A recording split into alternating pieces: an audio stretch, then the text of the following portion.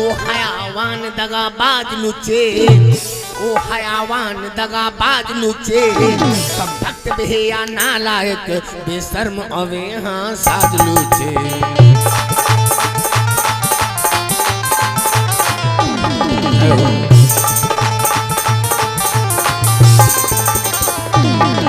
बेशर्म अवे सैदा मजनू, ए जनू सती के ऊपर था, ए जनू सती के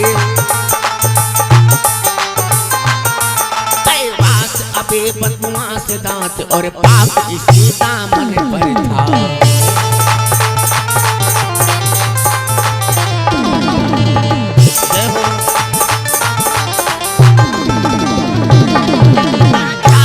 और निस्तेज हूँ मैं, वरना जौहर दिखला देती, वरना जौहर दिखला देती, अपनी शक्ति से जला देती, मिट्टी में तुझे मिला देती।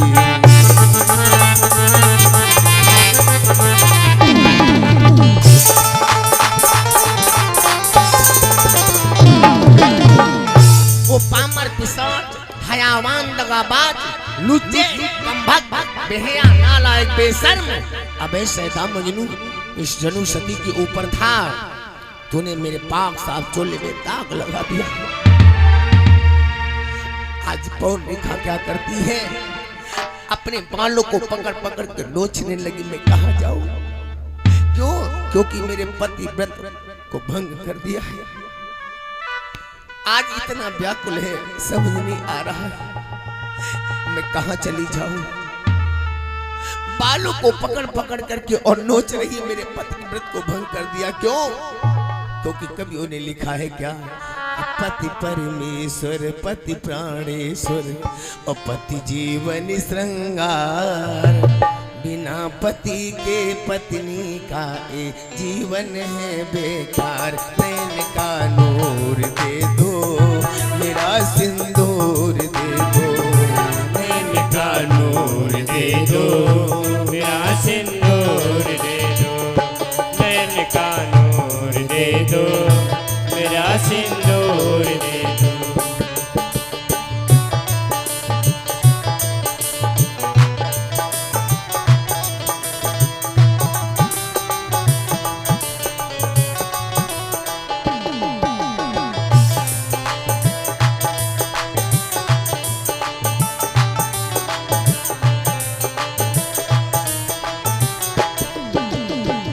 परमेश्वर पति प्राणेश्वर पति जीवन श्रृंगार, पति परमेश्वर पति प्राणेश्वर पति जीवन श्रृंगार, ये बिना पति के पत्नी का ये जीवन है बेकार। नैन का नूर दे दो, मेरा सिंदूर दे दो, नैन का नूर दे दो, मेरा सिंदूर दे दो, नैन का नूर दे दो, मेरा सिंदूर दे दो।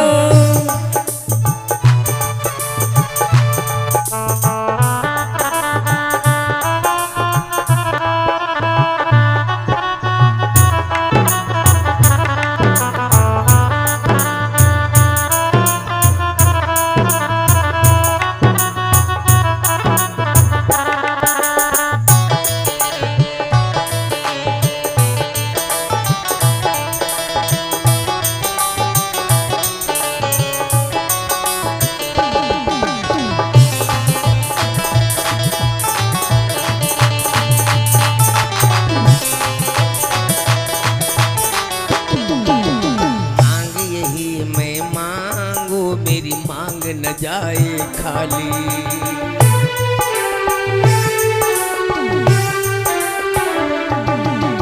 मांग यही मैं मांगू, मेरी मांग न जाए खाली। और बिना पति के कैसे मेरी मांग में आए लाली, बिना पति के कैसे मेरी मांग में आए लाली। हाँ हाँ, बिना पति के कैसे मेरी मांग में आए लाली, बिना पति के कैसे मेरी मांग में आए लाली। करुण याचना करूं आपसे हो,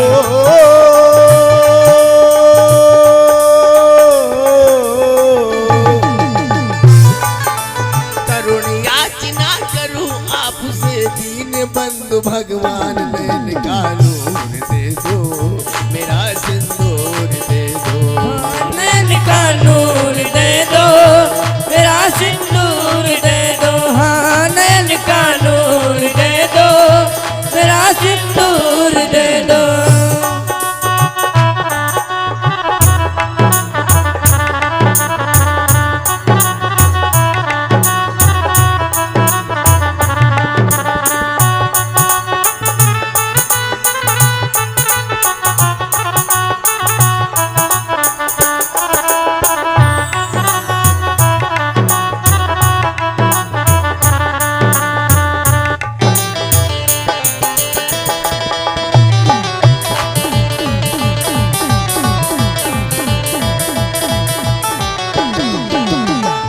परमेश्वर पति प्राणेश्वर पति जीवन श्रृंगार, बिना पति के पत्नी का ये जीवन है बेकार। नैन का नूर दे दो, मेरा सिंदूर दे दो। हाँ नैन का नूर दे दो, मेरा सिंदूर दे दो। हाँ नैन का नूर दे दो, मेरा सिंदूर दे दो।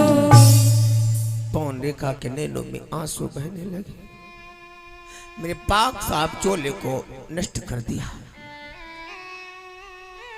इतना दुख है जिसका कोई जवाब नहीं। आज सखियां आती हैं और देखती हैं क्या ये तुम्हारी हालत कैसी है बोलो, तो बात बनाती है कि जब तुम्हारा हमारा साथ छूटा है ना, इतने में एक बानर आया और उस बानर ने आकर के मेरी दशा कर दी। अच्छा ठीक है चलो बहना, महलों को चलो। आज उसी घर में एक कंस आया है। क्यों? क्योंकि एक द्रुम्निक नामक राक्षस का बेटा है। जैसा अंश होगा प्यारे विचार उसी प्रकार से होंगे। ये ठाकुर जी की कृपा है, ये राक्षसी अंश है। हाँ धीरे धीरे समय क्या होता है, जिस दिन इसका जन्म होता है ना, काले काले बादल होते, बहुत जोर से गर्जना होती है और जल की जगह पर ओले पड़ते हैं। हाँ उग्रसेन समझ नहीं पाए, कोई संतान नहीं थी, इनको बड़ा दुख था, इसलिए सोचे कि भगवान की कृपा हो गई है। हाँ बालक जब बड़ा हो, जब जन्म लेता है उसके बाद थोड़ा जब बड़ा होता है तो विचार धीरे धीरे मालूम होने लगते हैं ना। धीरे धीरे किशोरावस्था हुई। ये भैया जवानी आई, जहां पर गौओं की पूजा होती है ना, वहां पर गौएं कटने लगी, मांस मदिरा का पान होने लगा। आज सभी बहुत कलह में है, इतना व्याकुल इसका कोई जवाब नहीं। उग्रसेन के भाई का नाम था देवक। देवक उग्रसेन को भाई माने सिरधर कंस रजाई। वो कंस के वचनों को मानते हैं। क्यों? क्योंकि इनके एक बेटी है, बेटी का नाम है देवकी। ये स्वार्थ बस प्रेम करते हैं मैया, स्वार्थ बस प्रेम करते हैं कि अगर हम प्रेम नहीं करेंगे तो मेरी बेटी विवाह योग्य है, विवाह कैसे होगा। हाँ इसलिए बड़ा कष्ट है। हाँ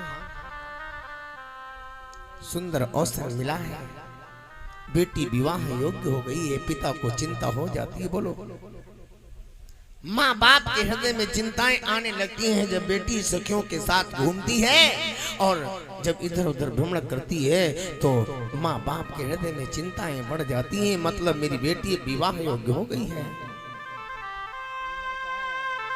देवक उग्रसेन को भाई माने सिरधर कंस रजाई, कंस के वचनों को मानते हैं। एक दिन सुंदर अवसर मिला, निवेदन किया भैया तुम्हारी बहन विवाह योग्य हो गई है, कहा कोई अच्छा वर देखो विवाह कर दिया जाए। अच्छे वर की बात आई,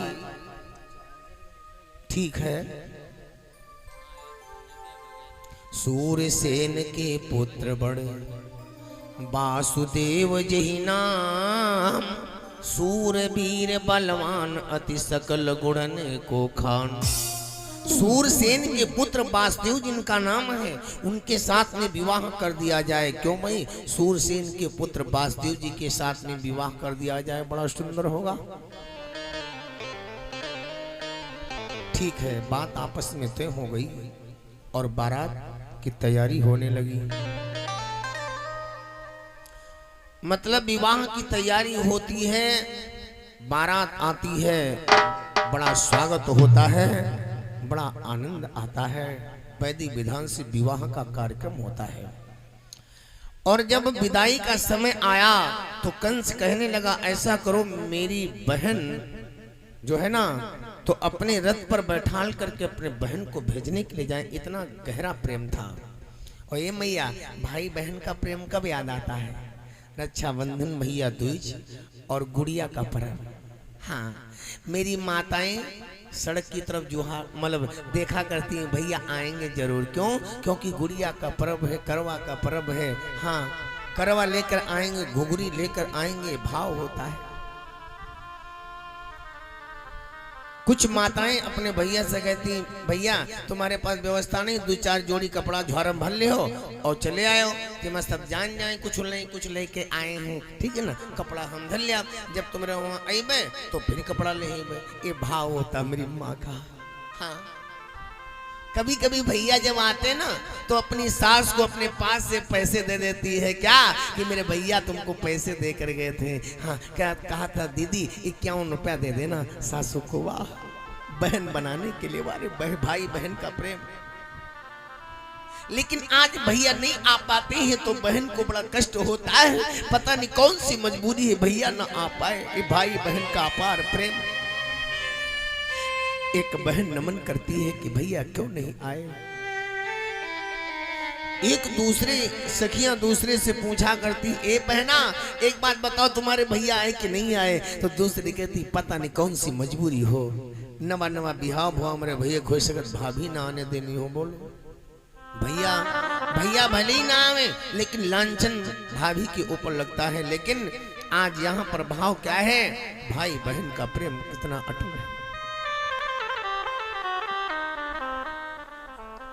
आज एक बहन दूसरी बहन से क्या कहती है? मजबूरी हुई है, मजबूरी हुई है।